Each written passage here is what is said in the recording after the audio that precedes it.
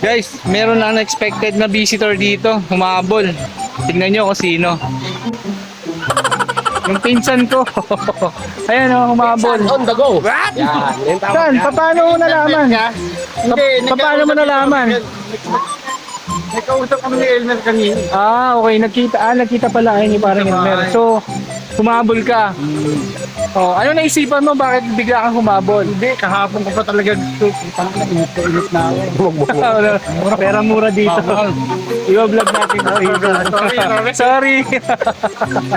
Pero yan, kita mo. Pinsan ko yan, kita mo magkamukha kami. Parehas kaming mukhang ewan.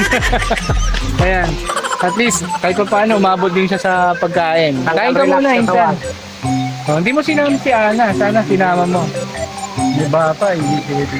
Oo nga, may bata. Saka talagang wala ka planong isama si Ana kahit kailan.